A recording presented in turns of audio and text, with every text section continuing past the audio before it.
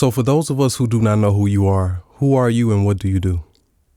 My name is Bruce J. Bennett. I guess it would be safer to say I'm best known as one of the busier bass players in Northwest Arkansas. Well, actually now Northeast Oklahoma.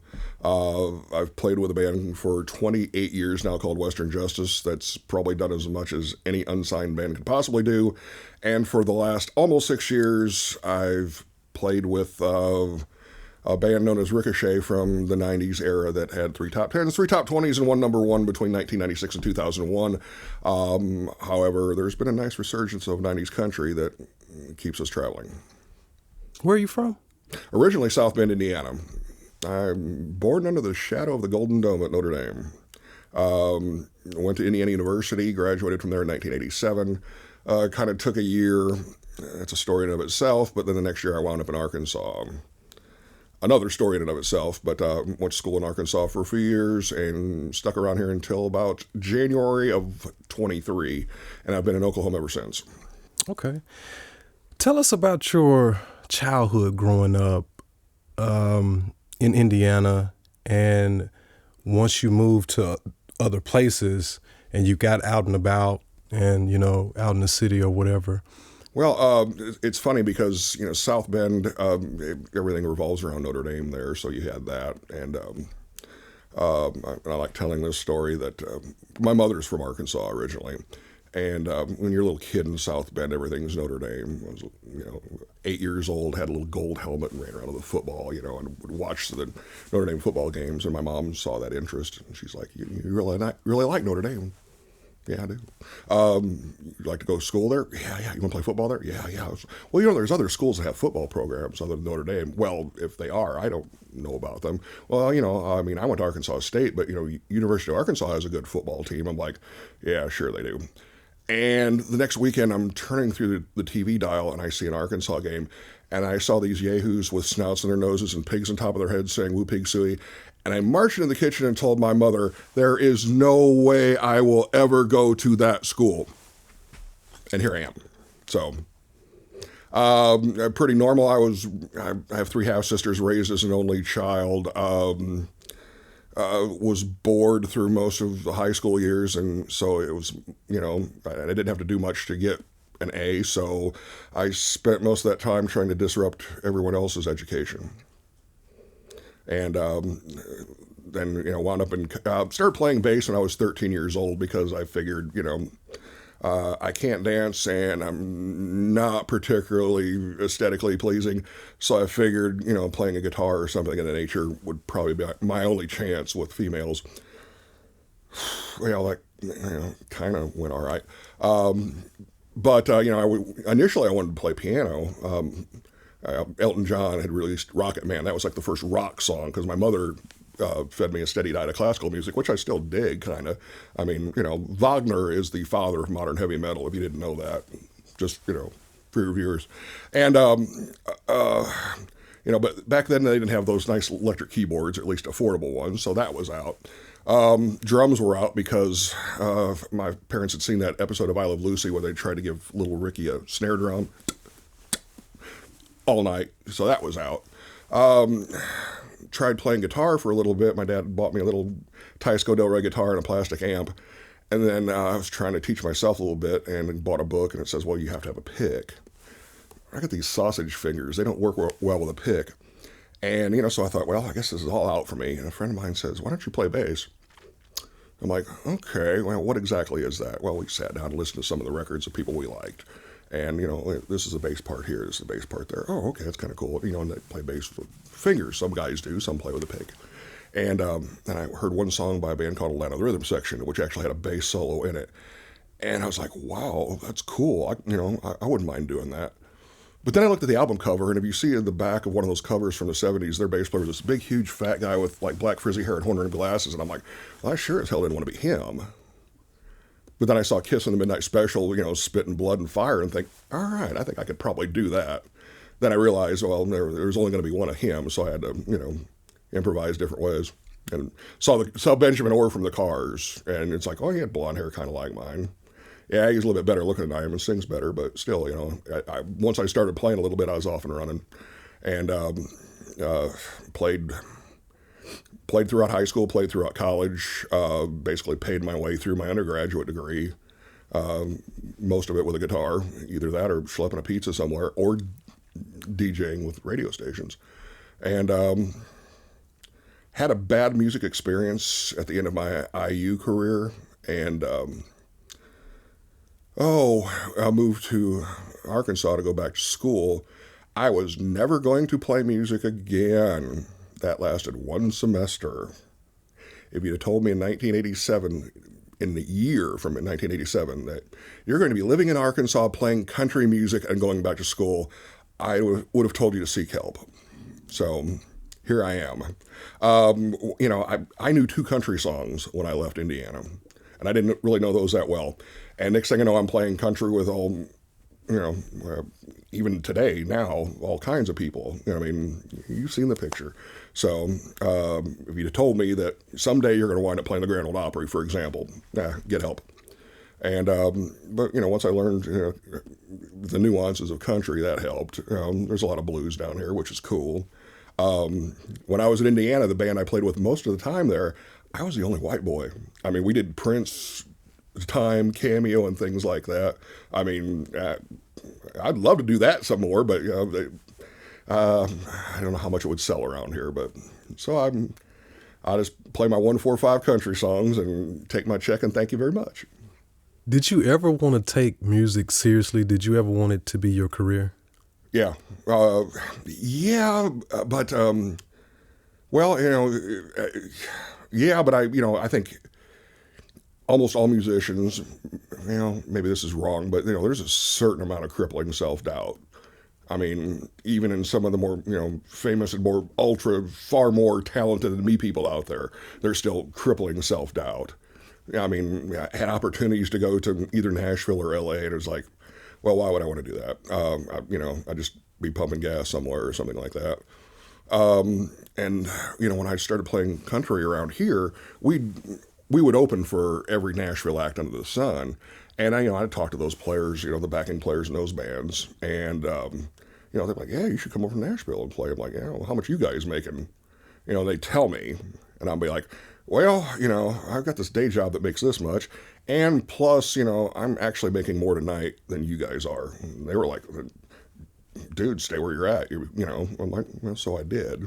As far as a career, this goes to that mentoring thing that you were talking about, because there's an upper 1% that, might be able to make that living playing music, and doing nothing but. Most of those guys are like, friends of mine over in Tulsa that can play, acoustic sets 5 and 6 nights a week and maybe play with a band a couple other nights.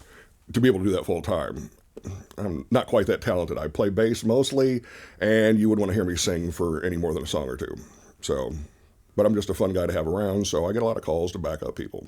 And plus, I can usually, you hand me your set list, chances are I'll bat 85% on it, sometimes less. So, it's, call it a gift of what you want, but, I can walk in and play most people's set lists with, minimal preparation. When you were a child, did you ever dream of what did you want to be when you grew up, when you were a child? Like, what did you want to be? There was a part of me that, wanted to be a musician when I grew up, but then someone said, well, you can't have it both ways. So I played hockey throughout high school and partially in college, but, NHL wasn't looking for the next big thing out of Indiana, so, but certainly enjoyed it. I had DJ'd and even have a degree in telecommunications from Indiana. But, most DJs don't make that much money. There's the Howard Sterns, and then there's, and so that, that kind of opened my eyes to that. Don't want to go into too much depth, but I've been in the legal field for a while, and I didn't even realize I wanted to do that until after I graduated from IU in '87. Thought about it, but never really took that serious. That was kind of a perfect storm of a number of things happening to get me to that point. So I still don't know what I want to do. I'm fortunate right now I get to work, and I'm worth a dime at about 4 things. And right now I make a comfortable living with three of them, playing music, uh, doing a radio show, and working at a law firm during the day, and doing interviews with fine folks like you. Thank you. You mentioned earlier that when you went through school, you kind of got bored with the schoolwork. Um, is that fair to say, Yeah. or did you enjoy learning? Yes. How important is learning? Very. I mean, education's key. I will stand on that soapbox forever. And the thing is, what's probably more important than learning is learning how to learn. For example, I can equate like a legal education. It's not really spoon fed. You're taught how to learn, as opposed to memorize a bunch of facts about Christopher Columbus 1492, Norman invasion 1066, Declaration of Independence 1770. Rather than being spoon fed a bunch of facts, then learn how to learn things. That's probably more important than learning itself. So stay in school, kids. I second that. What is your opinion of the notion of hard work? The What? hard work, like this generation. Like, I mean, physical labor. I mean, I've had to do some out of necessity. One of the things my father told me, because my dad grew up on a farm, so he did that hard work. But that he was a bank manager for most of my life and his. And he would always tell me like that the mental labor was actually more taxing and harder than the physical labor. And, I didn't realize that until I actually had to do some intense mental labor rather than, physical labor. I mean, I've done some of that, but my hands are only calloused for playing bass, so hadn't had to do anything physical in quite a while. Well, I brought up hard work because this generation of kids who are growing up these days, they have this stereotype about them that they don't like to work hard at whatever they're doing. They would rather work or do something that they like to do, like their passion, instead of just going to get a job and excelling at that job and doing it and working that job to the best of their ability. No matter what it is, it can be physical labor or mental labor or whatever. Sure. But the older generations, like, the people who... Don't be a musician, get a real job. Right. Okay. My father hated the idea of me playing bass or, playing music. It's going to lead to, lead to bad things. Really? Where do I sign? No.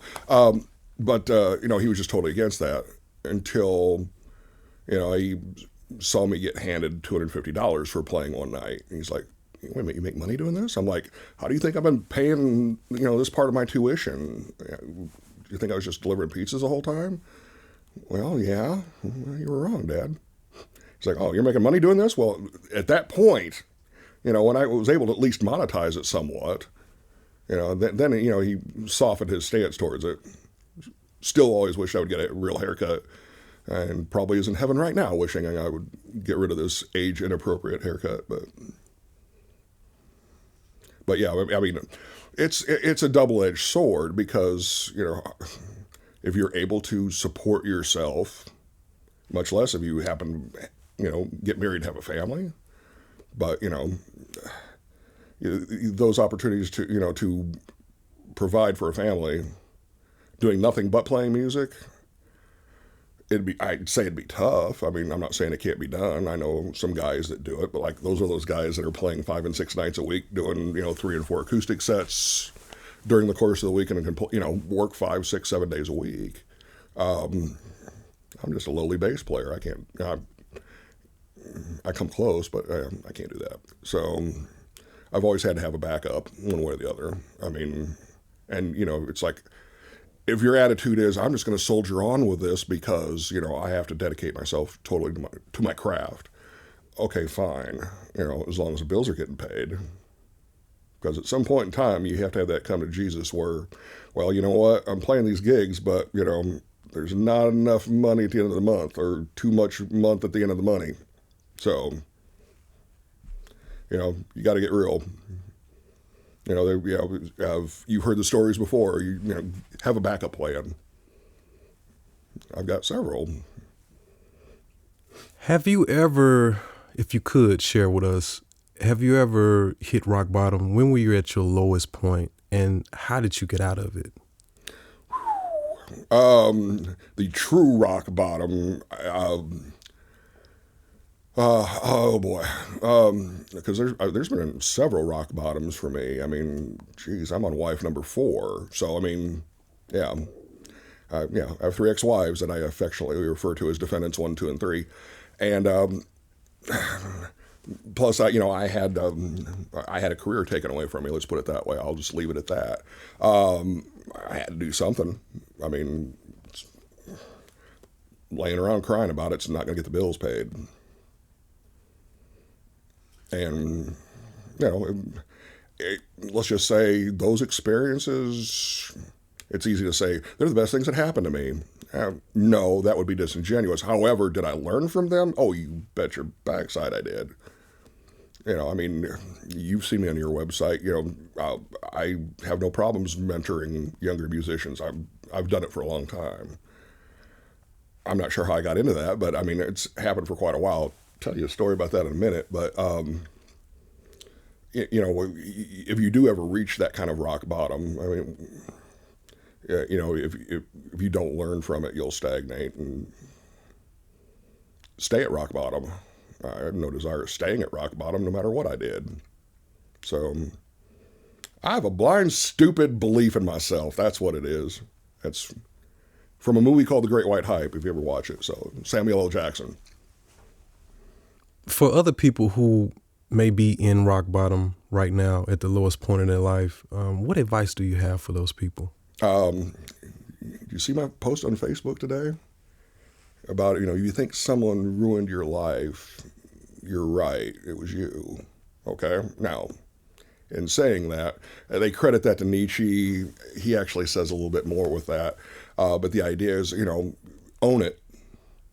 But, no one's going to pull you up by your bootstraps other than you.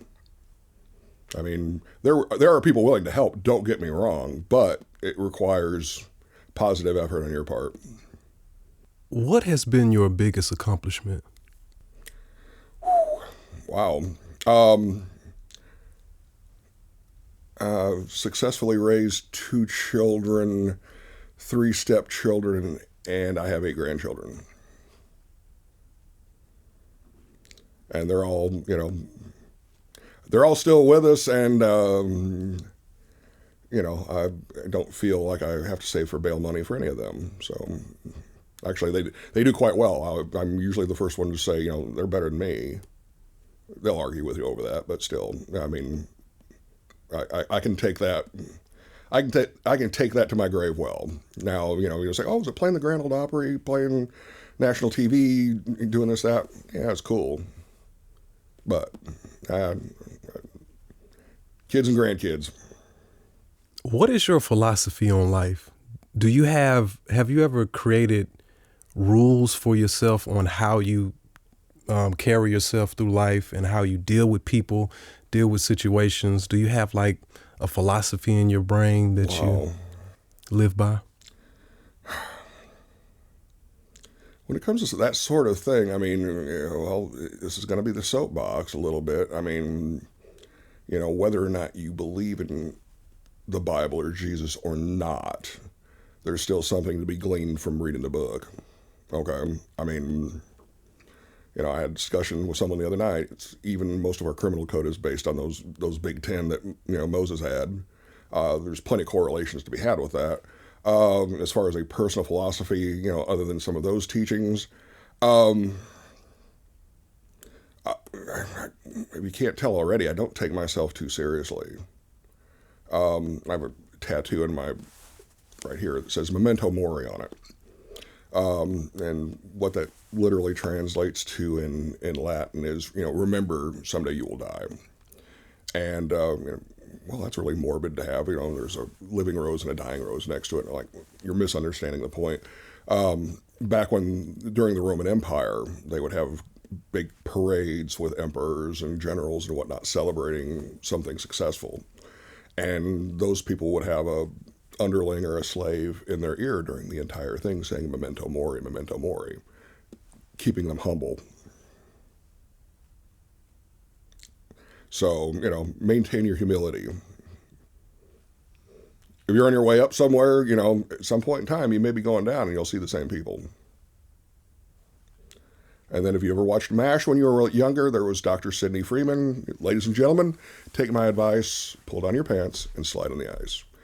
Don't take yourself too seriously.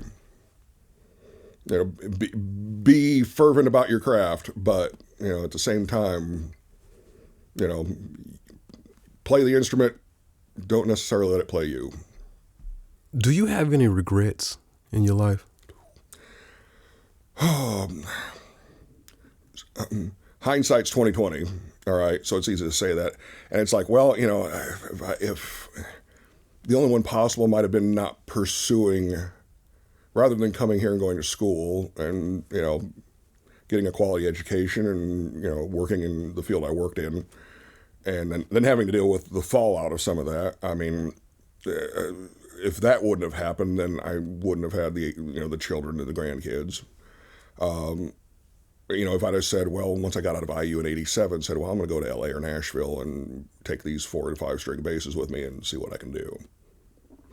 If there's regret, that might be it. But at the same time, I don't know, my last 5 or 6 years has been pretty good.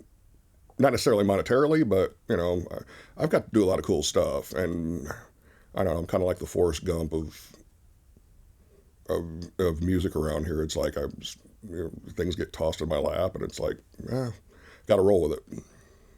What advice do you have for local musicians who feel unmotivated? You got to find that motivation somewhere, whether it be advancing in your craft, which I highly recommend. It's, still not a bad thing to learn to play your instrument. And there's always going to be someone better than you playing that instrument, but that shouldn't stop you from progressing as much as you could possibly can on it. First and foremost, I mean, what is your motivation? Do you want to play the music that you want to play? Okay, fine. I mean, I'm the world's biggest Todd Rundgren fan, but nobody else around here really wants to hear that or have a band that plays nothing but Todd's music. I'd love that. That'd be great. But, I could never sell it. So, what's going to make you happy? You want to play in cover bands and the clubs around here? I do it. Have done it. Nothing wrong with that. If you're not happy doing it, then don't do it. But, but if you want to play music, you got to figure out your happy place. Did I just quote Happy Gilmore? I won't even ask you to edit that out. So, but you got to find, if you're unmotivated, then you got to find that motivation, whatever it is. I mean, if it's all money, then, well, you can make tens of dollars playing music, tens and tens of dollars doing this. So, what is your motivation? You got to find it. I mean, I can't give it to you. You can't give it to them. I can tell you my experience. I can tell you how not to do a lot of things. But I might be able to tell you some things, I can show you some things that I may have done right. What is your definition of success? Wow, that's a good question because, I mean, my net worth is right here. So, I mean, do I consider myself successful? That's a tough call. I mean, I've done a lot of things that most of the musicians around here haven't had opportunity to do. But I dumb, stupid luck backed into a lot of things. I mean, and I talk mostly about the national act that afforded me the opportunity to play at the Opry and national TV and different things. But at the same time, I've kept a band together. Me and a couple other guys have kept a band together for 28 years. And, like I said, we did a lot of things that a lot of local bands, don't get to do also. I've got to do a lot of cool things. I've got to see a lot of the country on someone else's dime. So, good question. What is success? I mean, because if it's like, you sold this many records or, you've got a 7-figure bank account, well, I guess I'm a dismal failure. If you buy that, then all right, go ahead. I'm a dismal failure. So you've been working with several bands, is that correct? Well, yes, I do. The short answer is yes. I someone can make a comfortable living on the gigs I have to turn down on a weekly basis. Primarily because I know a lot of people, and it's like, oh, our bass player can't make it. Oh, well, see if Bruce is available. I get that a lot. I mean, and there's a couple other guys around here that get the same thing, so I don't want to claim, some sort of proprietary interest in that.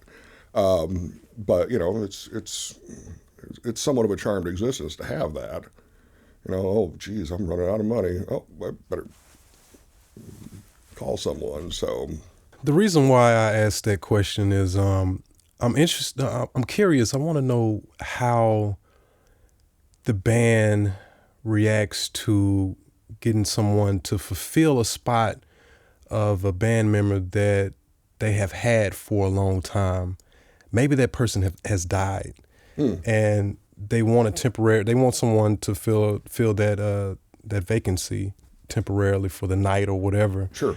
How do you handle a situation like that, and what do you gather from the band on how they feel about whether or not you played as exceptional as the person that they lost? Oh, let me try and unpack that a little bit. I mean, at the end of the day, you're playing, if I'm called to fill in for someone for whatever reason, I did it twice last weekend, okay? Impromptu gigs, bass player couldn't make it, or bass player got sick, something of that nature. Happens all the time. Give me the set list, I'll do the best I can. I mean, at the end of the day, I'm going to give you your songs. I mean, first and foremost, because at the end of the day, that's what it's all about. I mean, I'm not going to come in there and do a whole bunch of flashy solos or kind of things. I'm going to play your songs as the author and God intended them to be played. I'll just leave it at that. Because at the end of the day, that's what, especially as a bass player, to me, that's what you can play in the upper register, but you can play down in the lower register, which we like to call the cash register. So, how does a band feel about that? I mean, I figure they're not calling me if they don't think I can do it, and chances are I already have. In some cases, in bands who have lost a member, due to death or kicking them out or whatever, what kind of what do you feel from the band? Do the band do they feel reluctant to fulfill that person's spot? Or I imagine if you have a band member that dies, or it's just no other way than to replace that member. Let's just say chances are really good you've already got some replacement in mind if it's that situation where you're going to replace that person. It's like, we've got to get rid of this guy for whatever reason, and well, I think so and so can do the job. Because if you're booking, you've still got gigs ahead. So, and it's not, it certainly isn't easy. I mean, I've been kicked out and have kicked out, and it happens. I mean, let he who has not sinned cast first stone. Well said. What do you think is holding a lot of musicians back? Other than motivation, what do you think that one thing is? Wow. That is a tough call because, when you say, what is that musician being held back from? That super ultra stardom, the Taylor Swift, Post Malone, let's pack this, mega dome. I mean, what's holding that person back? That's hard to say because, I mean, and this is to take, boy, don't get this political on me. I think there's better singers out there than Taylor Swift. I will say I saw the videos of her when she was plotting her first tour and had like sets and whatnot. It was pure genius. I mean, you can think what you want about her musically. I mean, I wouldn't want to be one of her ex-boyfriends. I don't want to wind up in a song, but still, it has its niche. But, what did it take to get her there? I mean, many moving parts. Toby Keith is the one that more or less discovered her. So I've been told. And that's, talk about diametric opposites there, really, in the scheme of things. So, what's holding someone back? Well, what do they want to accomplish? I mean,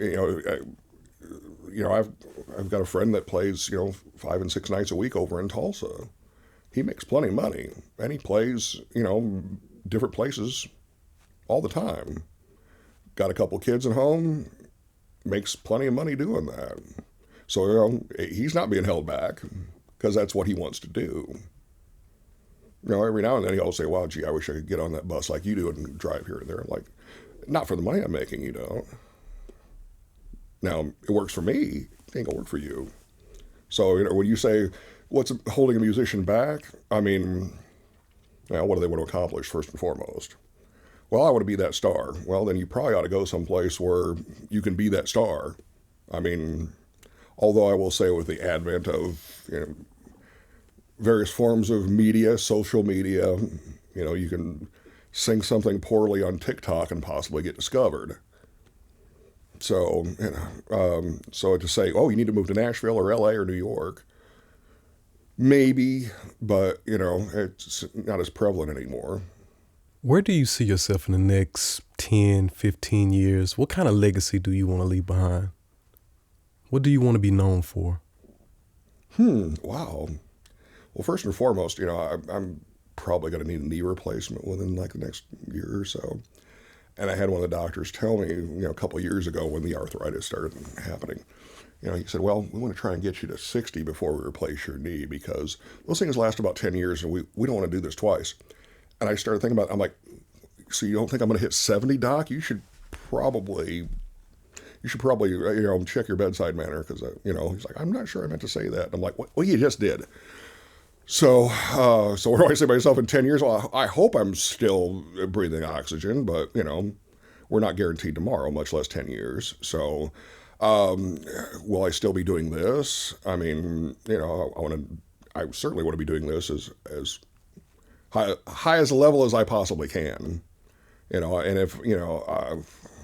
if I can see myself, because every now and then it's like, wow, I don't know if I get around as well as I used to. If I ever get to that point where it's just like not serving the song, then, I'll bow out gracefully and collect my Social Security and, hopefully my hot younger wife will still be there to take care of me.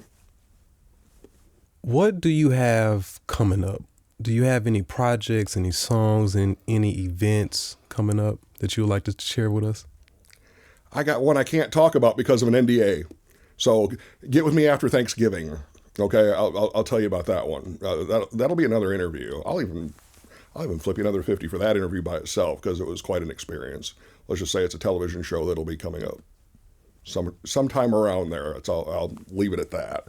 Do I necessarily have anything coming up? Oh boy, I'm hoping we get to go back to playing the Opry at least one more time, and I'm sure there might be other TV shows and things like that to do. I don't know if there's any new recordings from any of my bands coming up. It's been discussed. Haven't done any of that in quite a while, other than a few spots here and there. So, we had talked earlier about the idea that I backed into doing a local radio show in Grove. And, that's kind of sparked a new interest in that because if you think I'm full of crap here, listen to my radio show. I mean, sometimes God doesn't give with two hands, but boy, I had a therapist tell me I have an unusual gift of gab. So here I am. I think, that's a good possibility. Do you have any last words of wisdom for musicians, younger people, anyone? Oh boy, boy, we could go for another hour, really. I mean, if you want to, get down to things, because like I said, I could tell you how not to do a lot of things, and there's probably a few things I could tell you that this is what I did and it worked for me. Don't be afraid to experiment with things. Just because just because I play a Lakeland bass doesn't mean you should play a Lakeland bass. Find one that suits you. Things like that. You know, seek out the people that are better than you at your instrument, or find the band that makes you go wow because of their professionalism, because they were once where you are. And take mental notes in some way. That's how that show flows, because it's when you're playing the clubs, it's like song, song, song, song. You gotta talk to these folks sometime. Okay, well, now you're talking too much, and you can't just play a song, go light a cigarette, take a sip of beer, and take 4 and 5 minutes between songs. You know, lots of little things like that can go a long way. But study your craft. I mean, and also even study a bit about other crafts, so to speak. I mean, I'm not a good piano player. I can play a little bit. I can play enough to fool people to think I know what I'm doing. But dinking around a piano taught me music theory. I read everything. I can't help myself. I read everything. But for playing piano, it was linear. It was like playing a guitar where you're going down and across. It was one line. So, you're learning chord structures. You learn how songs go, because, you're going to have to play songs, kids. That's it. Nobody wants a bass solo, so give that up. Learn how songs go, because, if you're put in a situation like I get all the time where it's like, you're going to have to play this song you may have heard once and may have had a chance to maybe jot down a few chords of the arrangement to get through it that night. I mean, it helps if you know a little bit of theory anyway. I mean, I know a lot of theory, but I just don't let it interfere with my playing. If people want to get in contact with you, how would they? Oh boy. All right. Facebook.com/SUBAMMAS. If you punch that up, you'll see Bruce J. Bennett. And that's, SUBAMM. It's shut up, Bruce, and make me a sandwich. That's the PG version. So that's a good way, because I'm usually on there throwing off any thought that bounces around in my size 8.5 dome. I haven't had to call the PD for stalking reports yet or anything like that, or had to defriend or block someone because they were an idiot. I haven't had to do that. It's like and I get asked questions all the time. Who played bass on this song? Oh, that was so and so. Okay, you called me at 3 a.m. to ask me that? Yeah, but you answered, didn't you? Yes, because I'm an idiot.